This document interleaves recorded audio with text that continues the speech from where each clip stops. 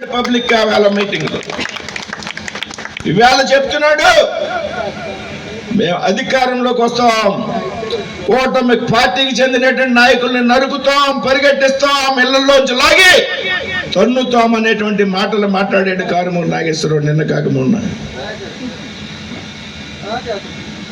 ఇళ్లలోంచి బయటికి లాగి తన్నుతాడంట, నరుకుతాడంట.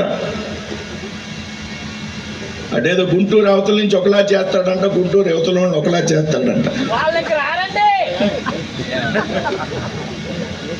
ఈ ఎర్రిపప్ప టీడీఆర్ నిధుల పేరుతో పెద్ద ఎత్తున తణుకు మున్సిపాలిటీలో 100 కోట్లు దుర్వినియోగం చేసినటువంటి వ్యక్తి. అవినీతికి మారిపోయారు ఈ ఎర్రిపప్ప. మనం సమన్వయంతో పోవాలి అనుకుంటే, మనల్ని రెచ్చగొడుతూ ఏదో 100 మంది కార్యకర్తలు ఉన్నారు కదా మీటింగ్లో, ఏదో మాట్లాడితే చప్పట్లు కొడతారంటే నాలుగు కోసేస్తామనేటువంటి సంగతి ఇవాళ ఎర్రిపప్పకి చెప్తున్నాడు.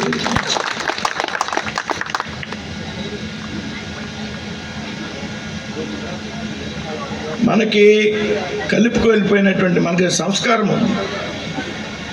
వైసీపీ నాయకులకి సంస్కారం అనే దానికి అర్థం లేదు. ఈ కారుమూరికి కానీ, ఉన్నటువంటి కొడాలి నానికి కానీ, ఆడెవడో పేరు నానికి కానీ, ఆడెవడో నెల్లూరులో అనిల్ కుమార్ యాదవ్ అని ఉంటాడు వాడు, ఇక్కడ అంబటి రాంబాబు గారు, సేమ్ బోతుల్లో ఉంటారు. ఒక్కొక్కరు మనుషులు రక్తం తాగేశారు అనిపిస్తుంది ఏమో చూస్తే. ఇంకోటి ఆవిడ ఉన్నాడు, ఆడు చదువుకున్న డాక్టర్ సీదిరి అప్పుడురాజు, ఆడు పశువుల డాక్టరు, మీరు చదువుకున్నాడు. ఈ పశువుల మందని అందరినీ కలిపి ఇంటికి తోలేస్తే ఇవాళ వీడు మళ్ళీ వచ్చి నరికేస్తాం, చంపేస్తాం అంటున్నాడు పిచ్చనా కొడుకు. ఈ పిచ్చనా కొడుకు చెప్తున్నా, నోరు మూసుకుని నీ పని నువ్వు చూసుకో. టీడీఆర్ కుంభకోణం నువ్వు అతి కొద్ది రోజుల్లో నువ్వు జైలుకి వెళ్ళిపోవడం ఖాయం. టీడీఆర్ కుంభకోణంలో నువ్వు జైలుకి వెళ్ళి చెప్పకూడదు తినడం ఖాయం చాలా తక్కువ సమయంలో. కాబట్టి పరిధి మించి మాట్లాడద్దు దయచేసి. రాజకీయాల్లో భాష చక్కగా ఉండాలి, సరైనటువంటి భాష మాట్లాడాలి రాజకీయాల్లో. నెక్స్ట్ మాట్లాడితే ప్రజా జీవితంలో చెల్లదు.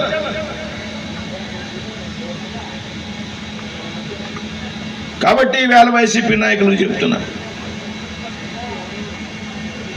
అభివృద్ధి మా జయం. అభివృద్ధి విషయంలో వెనక్కి తిరిగేటువంటి ప్రసక్తి లేదు. నిత్యం రాత్రి పగలు తేడా లేకుండా మేము కష్టపడతాం.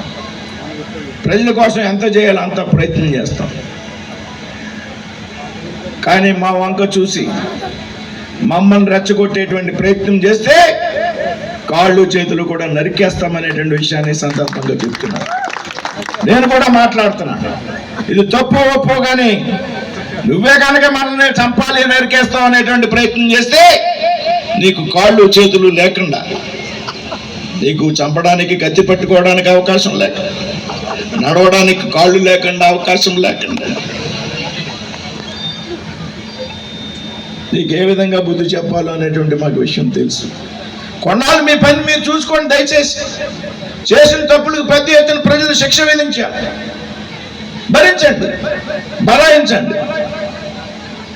అన్నీ మూసుకుని ఇంట్లో కూర్చొని టైంకి తిని పడుకోండి.